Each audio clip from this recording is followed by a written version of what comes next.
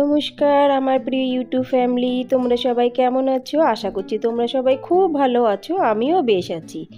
যে যে প্রান্ত থেকে আমার ভিডিওটি দেখছো, আশা করছি সবাই খুব ভালো আছো, সুস্থ আছো। আমি সুপ্রিয়া, আমি তোমাদের সবাইকে আমন্ত্রণ জানাই নাসিকের ঘরকন্যার আরেকটি নতুন ব্লগে। আজ বৃহস্পতিবার, তো সকালবেলায় আমি যখনই চা বানাতে উঠেছি, চা জল বসিয়ে দিয়েছি, গিয়ে দেখি চার পাতা শেষ হয়ে গেছে। হলুদের ডাব্বা মাছে আমার লাগবে, হলুদ সবজিতে লাগবে, হলুদের ডাব্বা যেই খুলেছি দেখছি হলুদ নেই। সাথে সাথে আমি চলে এসেছি আমি যেখানে মুদির মালগুলো রাখি সেই কাপড়ে দেখতে হলুদ আর চা আছে কি না। আমি মনে মনে ভাবছিলাম আগে যদি না থাকে না, এক্ষুনি আমাকে দোকানে যেতে লাগবে। আর বন্ধুরা, পেছন দিকে ব্যাক সাইডে একটা আওয়াজ আসছে, আমাদের এখানে ডান্ডিয়া খেলা হচ্ছে, তো যার জন্য এই আওয়াজগুলো আসছে, তো একটু আওয়াজগুলোকে ইগনোর করে দিও।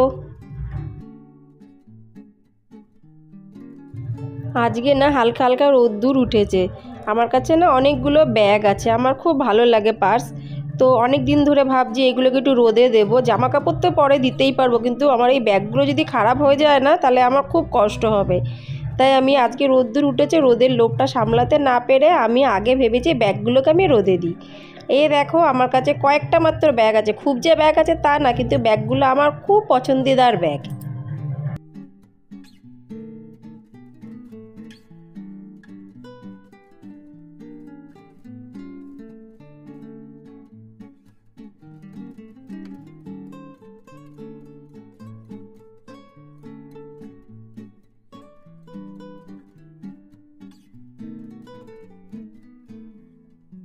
আমি প্রত্যেক বছর না অন্তত একবার করে জামা কাপড়, শাড়ি, ব্যাগ, বিছানাপত্র তো প্রতিদিন রোদে তো দেওয়া হয় না, কিন্তু আমার এই জানলা দিয়ে মোটামুটি যা রোদ আসে বিছানা গরম হয়ে যায়। এ দেখো ব্যাগগুলো আমার রোদে দেওয়া হয়ে গেছে। এবার আমি এসে গেছি রান্নাঘরে, একটু খিদেও পেয়েছে। এখনও চা ভাবছিলাম বসাবো, কিন্তু ভাবলাম যে না, একটু পরেই বসাবো, আগে ছোটোখাটো কাজগুলো করে নিই। তা সবার প্রথমে এসেছি আমি এক ধরনের রুটি করতে। আগে আমি এত ভালো রুটি পারতাম না, বেশিরভাগ সময়ই আমার কর্তা, আমার মেয়েরা না স্কুলে কিংবা অফিসে দিলে ওরা ফেরত নিয়ে আসতো, বলতো কী বাজি রুটি করেছো, শক্ত হয়ে যায়, ঠান্ডা হয়ে গেলে খাওয়া যায় না। কিন্তু আমার একটা বান্ধবী আছে অশ্বিনী, ওর কাছ থেকে আমি দেখো কি সুন্দর সফট রুটি শিখেছি। একদম নিচের পদে হলো যে রুটি খায়ও না, অন্ততপক্ষে সে 3-4টে রুটি অনায়াসে খেয়ে নেবে। কিন্তু কি রুটির মতন গোল শেপটা আমি পাচ্ছি না, একটু টাইম লাগবে। আমি তোমাদের দেখাচ্ছি আমি কি করে রুটিটা করি। একদম এত নরম না, আমি কি বলবো, এতটুকু আমি গ্যারান্টি দিতেই পারবো, যে রুটি একদমই খাবে না সেও 2-3টে রুটি খেয়ে নেবে। এই দেখো রুটিগুলো স্টেপ বাই স্টেপ লেয়ার হয়, আর মাঝখানে একটু তেল দিতে হয়, আর হাতের মুঠির মধ্যে পুরো রুটি চলে আসছে। খেতে কিন্তু দারুণ লাগে। তোমরা যদি চাও তোমাদের সাথে আমি রুটির প্রসেসটা একদিন পুরো ডিটেলসে শেয়ার করতে পারি। আমি তো একাই সব কাজবাজ করি, সেই সকাল 4:45টার সময় আমাকে ডেইলি উঠতে হয়। রাতে শুতে শুতে এডিটিং করে শুতে শুতে আমার টাইম হয় 11:30 থেকে 12টা। তাই একদিনের মধ্যে আমি বেশি কাজ করে উঠতে পারি না। আর এখন কালী পুজো আসছে, দুর্গা পুজো তো আর কদিন পরে চলেই আসবে। ঘরদোর তো একটু খুব সুন্দর পরিষ্কার পরিচ্ছন্ন রাখতেই হবে, একা হাতে করি, কোনো কাজের লোক আমার কাছে নেই। তা ওই জন্য আমি প্রতিদিন একটু একটু করে করি, কিন্তু এত সুন্দর করে পরিষ্কার করি যে তার মধ্যে অন্তত 2-3 মাসের মধ্যে আর হাত লাগাতে লাগবে না সেই সব জিনিসে। আমার ঠাকুর ঘরটা কিন্তু খুবই ছোট্ট, আর ঠাকুর ঘরের এখানে দেখো একটা গ্যাসের সিলিন্ডারও আছে। কেন কি এখান দিয়ে না গ্যাসের পাইপ আমি সামনের দিকে নিয়েছি, ওই জন্য গ্যাসের সিলিন্ডারটা এখানেই আছে। ওই জন্য তোমরা একটু লক্ষ্য করে দেখবে, আমি কিন্তু এখানে ধূপকাঠি আর প্রদীপ জ্বালিয়ে কিন্তু বেশিক্ষণ রাখি না, আমি সাথে সাথে বাইরে নিয়ে আসি।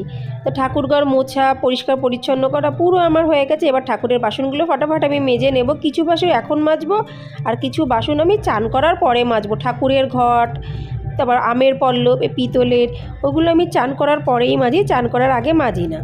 তা যাই হোক, এইগুলো আমি ফটাফট মেজে নিই আর জায়গায় রেখে আসি। এবার না একটু চা বসাবো, অনেক খিদে পেয়ে গেছে গো বন্ধুরা। আমার চা রেডি হয়ে গেছে। এবার আমি আধখানা রুটি দিয়ে চা খাবো, পুরো রুটি খাবো না। কেন কি রুটিটা দেখতে ছোট মনে হলে কী হবে, রুটির লেচিটা কিন্তু অনেকটা মোটা নিয়ে করতে হয়, তবেই এত সফট রুটি হয়।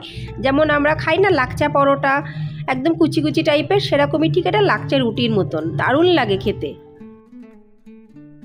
আমার চা খাওয়া হয়ে গেল। কালকে আমি কিছুটা ক্লিন করেছি, তোমরা সবাই কালকের ভিডিওতে দেখেছো। আজকে আমি ওইগুলো আর করব না, এক সপ্তাহ পরে আবার করব। আজকে আমি এসেছি ডাইনিং টেবিলের চেয়ার, ডাইনিং টেবিলের উপরে নিচে খুব সুন্দর করে আমি ডিপ ক্লিন করব।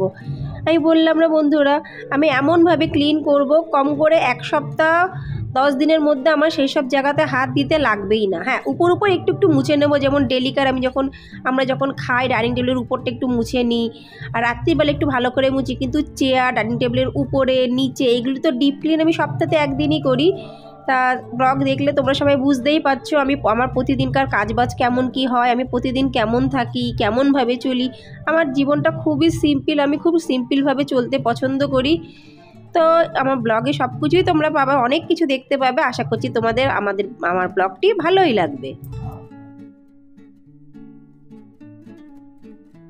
জানো তো বন্ধুরা, একটা হাসির কথা বলছি। যখন প্রথম দিন আমি ডাইনিং টেবিল ক্লিন করতে বসেছিলাম, মানে ডাইনিং টেবিলটার বয়স বেশি হয়নি, 6-7 মাস হয়েছে, এত জোরে আমি মাথায় ঘা খেয়েছি না কি বলবো, যেন মাথায় আমার পুরো চক্কর লেগে গেছে। এত জোরে আমি উঠতে গিয়ে ঘা খেয়েছি, মানে কাকে আর বলবো বলো, নিজের দুঃখের কথা নিজের মনের মধ্যেই ছিল। তো আজকে তোমাদের সাথে আমি এটা শেয়ার করলাম। তো ডাইনিং টেবিল ক্লিন হয়ে গেছে। তারপরে 4টে যে চেয়ারগুলোকেও আমি খুব সুন্দর করে ক্লিন করেছি। চেয়ারে দেখো পায়াগুলোতে কিন্তু এখনও প্লাস্টিক লাগা আছে, আমি প্লাস্টিকগুলো খুলিনি। এবার আমি কি করব, চলো ব্লগেই তোমরা দেখতে পাবে একের পর এক।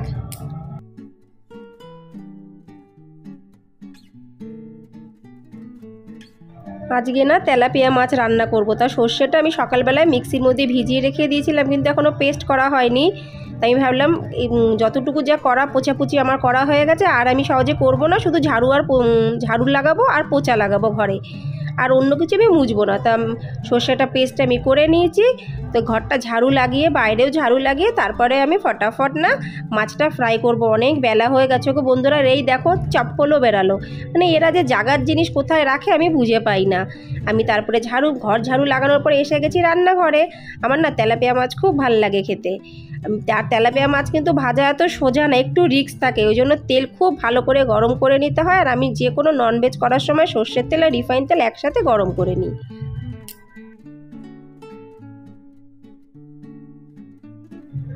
ওদিকে মাছ ভাজা হচ্ছে আর আমি এদিকে ব্যালকনিটা ঝাড়ু লাগিয়ে নিচ্ছি। ব্যালকনিটা তখন ঝাড়ু লাগাইনি, শুধু ঘরের ভেতরটায় ঝাড়ু লাগিয়েছি। এখানে প্রতিদিন খুব নোংরা হয় গো, নোংরার কিছু নেই গো বন্ধুরা, তবুও যতই ঝাড় দিই না কেন বেশ ভালোই নোংরা আছে। তোমরা অবশ্য ভিডিওতে বুঝতে পারছো না, কিন্তু আমি তো বুঝতে পারছি। তা ব্যালকনি ঝাঁটও আমার দেওয়া হয়ে গেছে, কিন্তু মাছের ঝোলের জাস্ট মাছগুলো ভাজা হয়েছে, আর কিন্তু কোনো কিছু হয়নি। এবার আমি একটু বসে নিই, অনেক কষ্ট হয়ে গেছে গো।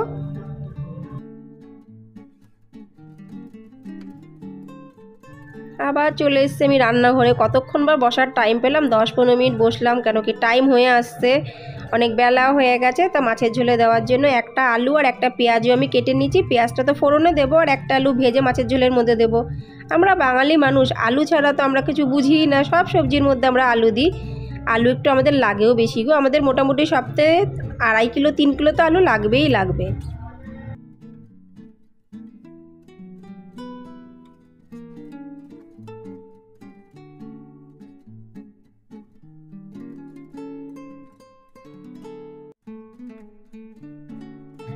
মাছের ঝোল করা আমার পুরো রেডি। এই দেখো অল্প একটু ফুড বাকি আছে, ফুডটা হয়ে গেলেই হয়ে যাবে। ভাতও আমার হয়ে গেছে, আর একটা সবজিও বানিয়েছি যেটা আমি দেখাতে পারলাম না। আমার সমস্ত কাজবাজ হয়ে গেছে, এবার আমি বসে পড়েছি পুজো করতে। তো আশা রাখছি বন্ধুরা আজকের ব্লগটি তোমাদের অবশ্যই ভালো লাগবে। আজকের ব্লগটা আমি এখানেই সমাপ্ত করছি। যদি ভালো লাগে ব্লগটি লাইক, সাবস্ক্রাইব, শেয়ার, কমেন্টস করতে কিন্তু একদমই ভুলো না। আবার দেখা হবে পরবর্তী ব্লগে। নমস্কার বন্ধুরা, নমস্কার।